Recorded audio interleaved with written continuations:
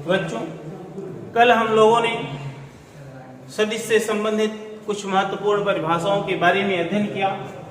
आज हम स्थित एवं विस्थापन सदिश यानी पोजीशन और डिस्प्लेसमेंट वेक्टर के बारे में अध्ययन करेंगे।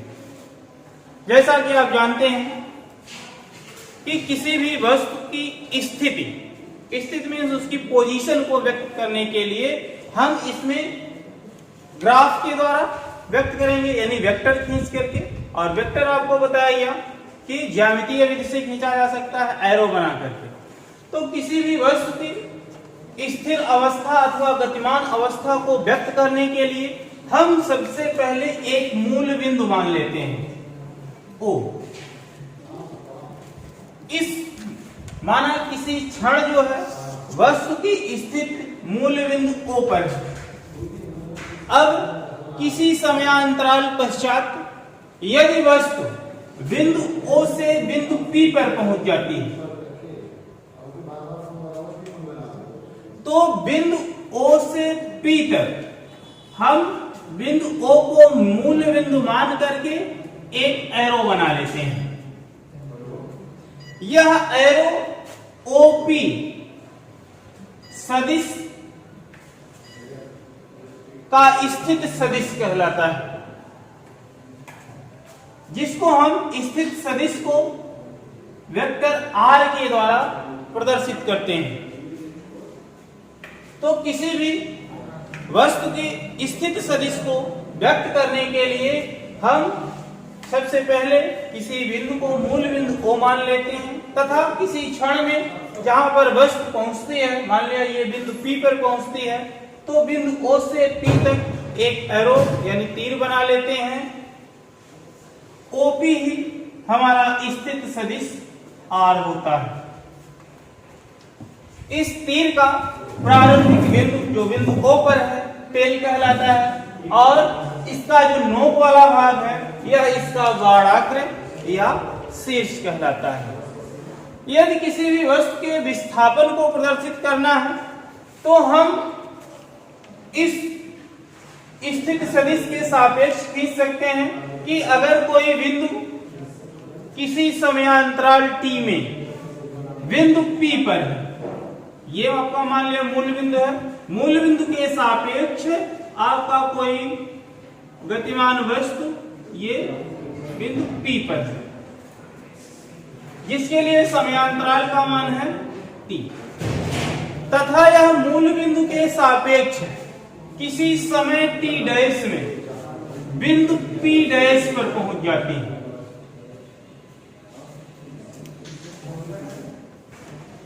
यह वस्तु किसी समयांतराल t डैश में बिंदु P डैश पर पहुंच जाती है। तो बिंदु O से P डैश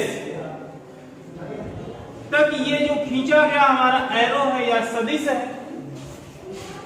OP डैश वस्तु की स्थित सदिश को प्रदर्शित करेगा t डैश समय पर। और यदि हम वेक्टर OP तथा OP डैश के शीर्ष को मिला दें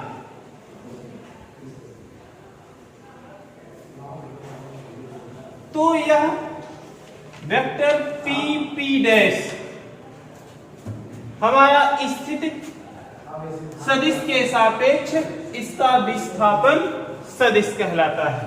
तो यहां पर जो वेक्टर हमारा PP डैश है यही कहलाता है विस्थापन सदिश।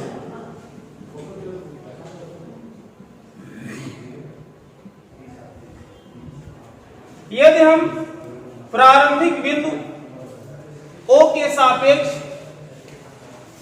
OP को पोजीशन वेक्टर R से तथा OP डैश को पोजीशन वेक्टर R डैश से प्रदर्शित करें, स्थित सदिश R डैश से प्रदर्शित करें, तो आप किसी समयांतराल यानी पहले समय का मान क्या था t था, बाद में t डैश है, तो जो समयांतराल का मान है t डैश माइनस t, समयांतराल में वस्तु का जो विस्थापन सदिश होगा, वस्तु का विस्थापन सदिश PP डैश, या इसी को लिख सकते हैं इसका स्थिर सदिश r डैश है और OP का स्थिर सदिश r है, तो इसी को लिखा जा सकता है कि vector r dash minus r। तो यह किसी भी कण के विस्थापन सदिश का मान है कि किसी भी कण के विस्थापन सदिश का मान जो होगा वह r डैश माइनस r के बराबर है। आइए बच्चों, अब हम सदिशों के जोड़ने के बारे में अध्ययन करेंगे कि सदिशों को कैसे जोड़ा जाता है। बच्चों, किसी भी सदिश को जोड़ने के लिए दो विधियां हैं, एक ज्यामितीय विधि है और दूसरी हमारी गणितीय विधि। तो आइए हम सदिशों के जोड़ने के बारे में अध्ययन करेंगे।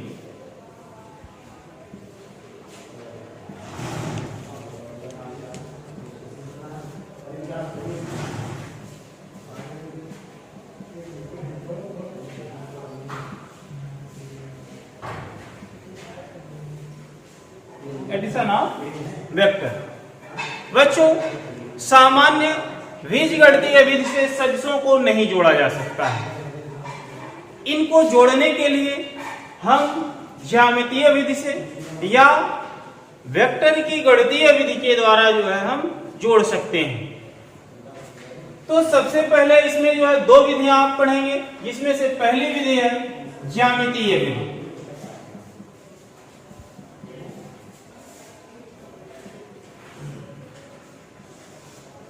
बच्चों, ज्यामितीय विधि से कल आपको सदिश खींचने के लिए बताया गया था कि इसमें जो है ज्यामितीय विधि से हम किसी भी सदिश को प्रदर्शित करने के लिए एरो बनाते हैं।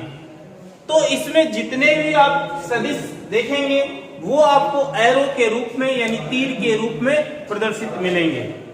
तो ज्यामितीय विधि से सदिशों के जोड़ने में पहली विधि आपकी है त्रिभुज विधि।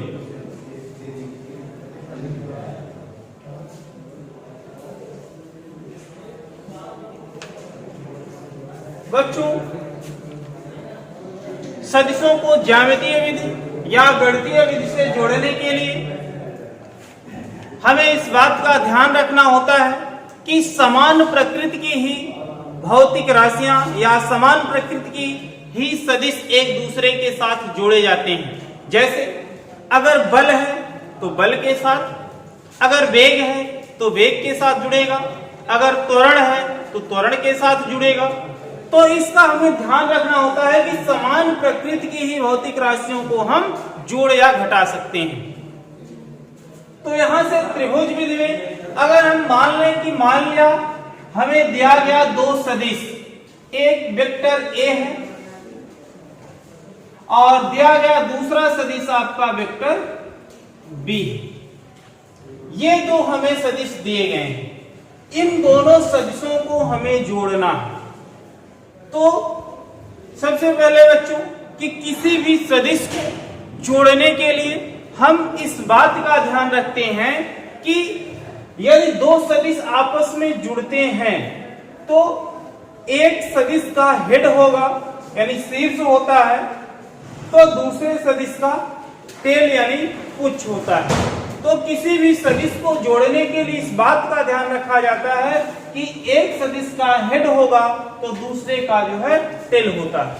तो इसको हमें जोड़ना है ए और बी को। तो ए और बी को जोड़ने के लिए हम दिए गए सदिश, ये आपका दिया गया सदिश है, ए में बी को जोड़ना है। तो ए में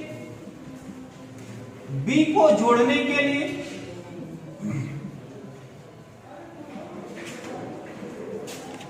हम सबसे पहले जो दिया गया सदिश है, आपको हमने बताया था कि यदि किसी दिए हुए सदिश के बराबर परिमाण एवं उसी दिशा में कोई दूसरा सदिश खींच ले तो सदिश के मान पर कोई भी प्रभाव नहीं पड़ता है। तो यहां पर दिया गया आपका सदिश वेक्टर ए है, वेक्टर ए के बराबर हम यहां पर एक दूसरा सदिश खींच लेते हैं वेक्टर ए।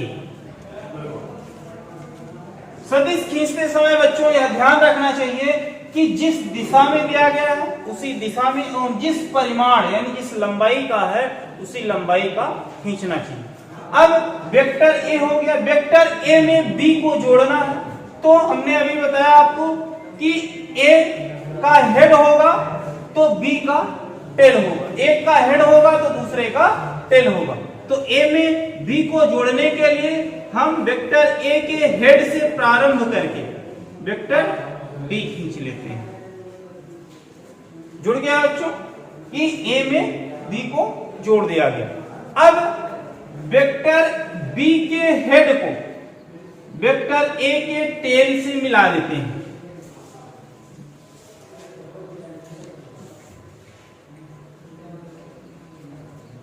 यह वेक्टर ए के टेल को वेक्टर बी के हेड से मिलाने पर हमें परिणामी सदिश आर, रिजल्टेंट वेक्टर आर प्राप्त होता है। और वेक्टर आर का मान किसके बराबर है कि वेक्टर ए और वेक्टर बी को जोड़ा गया, माने vector A plus vector B के। यह हमारा जो है रिजल्टेंट वेक्टर आर होता है। तो वेक्टर आर बराबर आप लिख सकते हो कि vector R is equal to vector A plus vector B. तो ये बच्चों वेक्टर ए में वेक्टर बी को जोड़ना है। यदि ये कहा जाए कि वेक्टर बी में वेक्टर ए को जोड़ना तो वेक्टर बी में वेक्टर ए को जोड़ना, जिस प्रकार से आपने ए में बी को जोड़ा ठीक उसी प्रकार से बी में ए को भी जोड़ा जाता है। तो देखिए यहां बी में ए को जोड़ना है तो हम सबसे पहले अब वेक्टर बी खींचेंगे। वेक्टर बी जिस दिशा में और जिस परिमाण का दिया गया है उसी परिमाण एवं दिशा का यहां पर एक वेक्टर हम बी खींच लेते हैं। अब वेक्टर बी में वेक्टर ए जोड़ना है तो वेक्टर बी में वेक्टर ए को जोड़ने के लिए हम वेक्टर बी के हेड से वेक्टर ए का टेल जोड़ेंगे। तो यहां से वेक्टर बी के हेड से प्रारंभ करके एक वेक्टर ए खींच लिए, जुड़ गया, बी में ए जुड़ गया। अब वेक्टर ए के हेड से प्रारंभ करके वेक्टर बी के टेल से मिला देते हैं। यह वेक्टर ए और वेक्टर बी के योग के बराबर मिला, यानी जब हम वेक्टर बी में वेक्टर ए को जोड़े तो इसका जो परिणामी मिला हमें ये आपको मिल गया वेक्टर आर। और आर का मान क्या, या मान लेते हैं कि ये आपका आर डैश हो गया, नया रिजल्टेंट मिला आर डैश मिल गया। अब आर डैश का मान आप लिखेंगे तो आर डैश का मान किससे मिला, वेक्टर बी में वेक्टर ए को जोड़ने पर। तो यह हो जाए क्या, वेक्टर बी प्लस वेक्टर ए।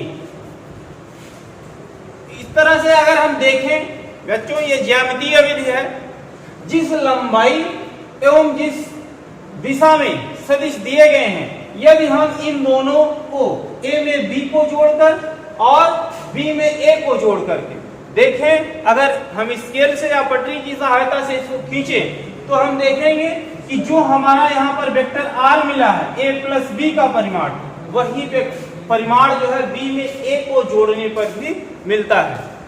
यहाँ पर जो आर का मान मिलता है वही आर डैश के बराबर होता है। यदि आप इसको स्केल या पटरी की सहायता से इक्वल करके खींचेंगे तो आर डैश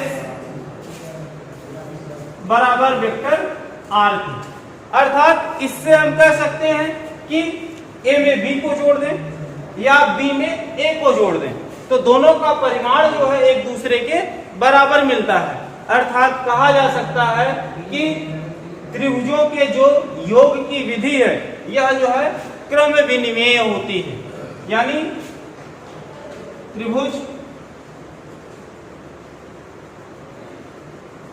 की योग विधि क्रम विनिमेय होती है।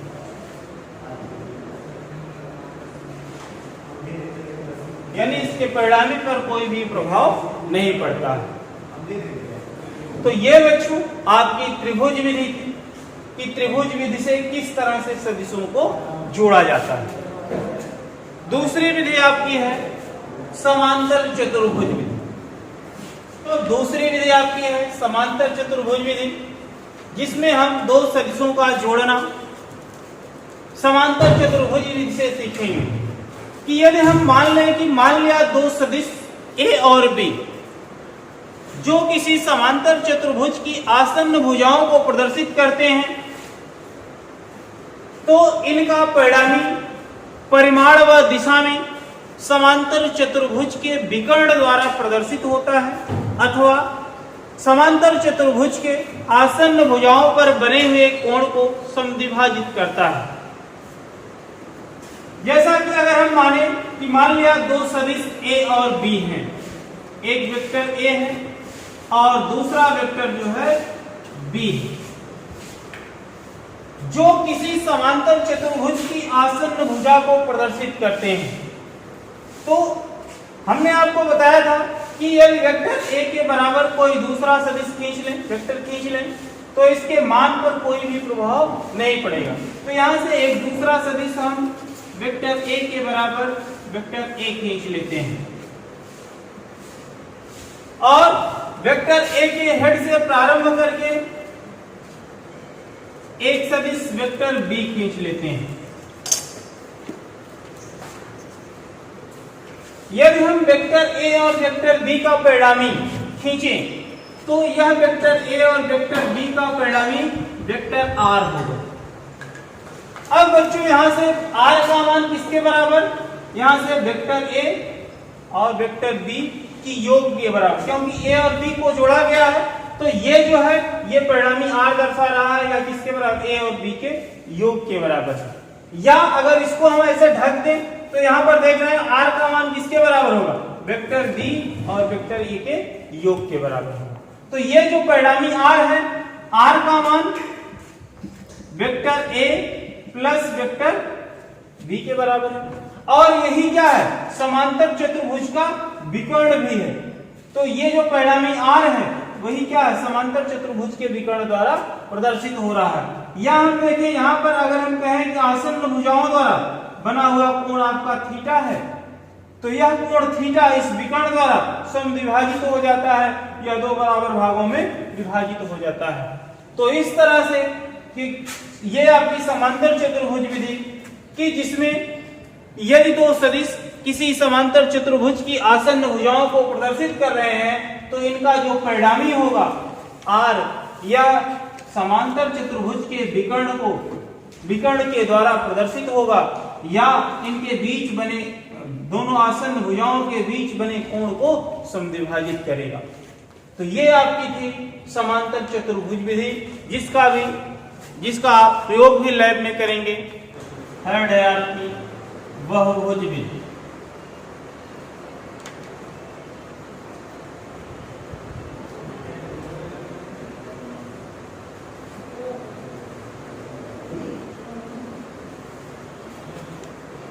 बच्चों बहुभुज विधि में हम लोग दो से अधिक सदिशों का जोड़ना सीखते हैं। यानी यदि दो सदिश हैं तो उसको हम समांतर चतुर्भुज विधि से अथवा त्रिभुज विधि से जोड़ सकते हैं। लेकिन यदि दो से अधिक सदिश हो जाएं तो दो से अधिक सदिशों को हम जोड़ने के लिए बहुभुज विधि का प्रयोग करते हैं। तो बच्चों बहुभुज विधि में यदि हम मान लिया दिया गया तीन सदिश, एक वेक्टर ए, दो से अधिक होने चाहिए, तीन भी हो सकते हैं, चार भी हो सकते हैं, पांच भी हो सकते हैं। तो मान लिया एक दिया गया सदिश वेक्टर ए, दूसरा सदिश आपका वेक्टर बी और तीसरा दिया गया सदिश आपका वेक्टर सी। ये हमने माना कि तीन दिए गए सदिश हैं जिनको जो है बहुभुज विधि के द्वारा हम जोड़ेंगे। क्योंकि तीन है तो त्रिभुज विधि में आपको दो ही सदिशों को जोड़ना बताया गया, समांतर चतुर्भुज में भी दो ही सदिशों को जोड़ सकते हैं, लेकिन बहुभुज विधि में दो से अधिक, तीन, चार, पांच, छह जो भी दिए गए सदिश होंगे उन्हें हम जोड़ सकते हैं। तो बच्चों बहुभुज विधि में आपको जोड़ने का नियम बताया गया कि जब भी सदिश को जोड़ेंगे तो एक का हेड होगा तो दूसरे का टेल होगा। तो इनको जोड़ने के लिए हम दिए गए सदिश में से सबसे पहले कोई एक सदिश वेक्टर ए मान लिया खींच लेते हैं। ये आपका जो दिया गया सदिश है, इसी परिमाण एवं इसी दिशा में एक वेक्टर ए खींच लेते हैं दिया गया सदिश। अब वेक्टर ए के हेड से प्रारंभ करके हम दूसरा सदिश वेक्टर बी खींच लेते हैं। जिस डायरेक्शन में दिया गया है, जिस परिमाण का है, उसी डायरेक्शन यानी उसी दिशा और उसी परिमाण का दूसरा वेक्टर बी खींच लेते हैं। ये आपका दिया गया सदिश वेक्टर बी। अब दो सदिश तो जुड़ गए, तीसरा सदिश दिया गया वेक्टर सी। इस दिशा में दिया गया, जिस परिमाण एवं दिशा में दिया गया उसी परिमाण एवं दिशा में तीसरा सदिश वेक्टर सी खींच लीजिए। तो ये जो है आपका दिया गया सदिश वेक्टर सी, वेक्टर बी के हेड से जोड़ करके तीसरा सदिश हम वेक्टर सी खींच लेते हैं। तीनों सदिश जुड़ गए ए बी सी। अब हम वेक्टर सी के हेड को वेक्टर ए के टेल से मिला दें तो ये आपका परिणामी सदिश वेक्टर आर होगा। ये आपका परिणामी सदिश वेक्टर आर है। वेक्टर आर बराबर क्या है? ए में बी जुड़ा है तो ए प्लस बी, बी में सी जुड़ा है तो प्लस सी। तो आर का मान जो होगा या वेक्टर आर बराबर vector A plus vector B plus vector C. यहां से हम देखें कि यहां पर जो दिया गया सदिश आपका वेक्टर ए और वेक्टर बी है, अगर हम इनका परिणामी लिखना चाहें तो यहां से इसका परिणामी ए और बी यानी बी के हेड को अगर ए के टेल से मिला दें, यहां से इसको मिला दें तो मान लिया ये जो है ए और बी जो है इसका ये परिणामी होगा ए बी का। मान लेते हैं ये क्या है? Are dash. आर डैश का मान किसके बराबर होगा? ए प्लस बी।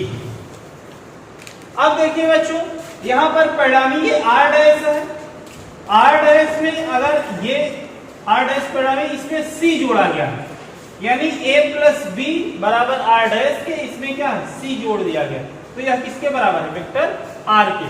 तो इसको लिखा जा सकता है क्या कि वेक्टर आर बराबर आर डैश, यानी यह किसके बराबर है? आर डैश का मान ए प्लस बी के। तो इसको लिख सकते हैं क्या? ए प्लस बी, और ए प्लस बी आर में क्या जुड़ा हुआ है?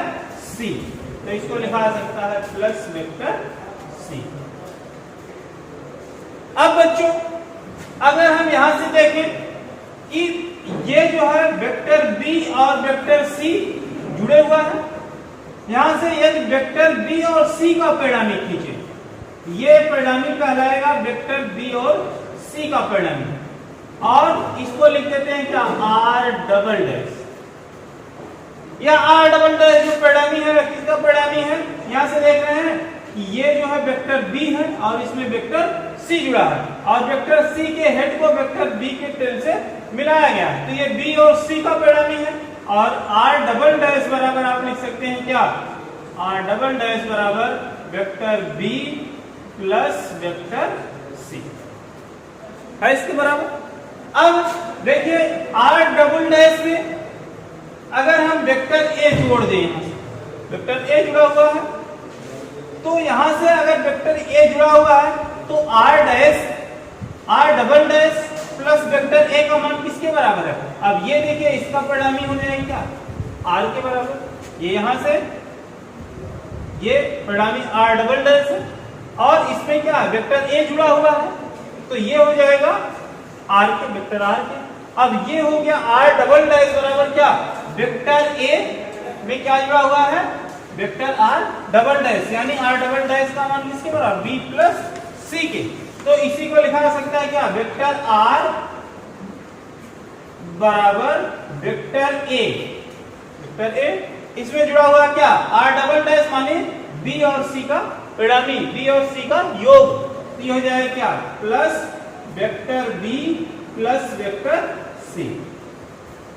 देख रहे हैं। अब यहां से हम देख रहे हैं कि आर का मान A plus B plus C के बराबर, और यही आर का मान vector A plus B plus C के बराबर।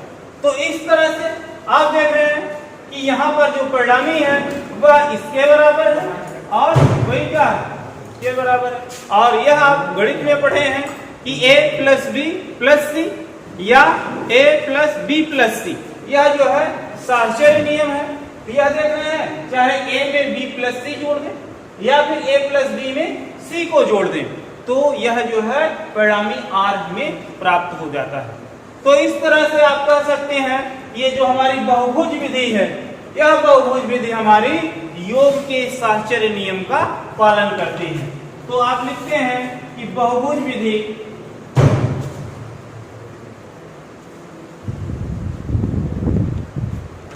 योग के साहचर्य नियम का पालन करती है।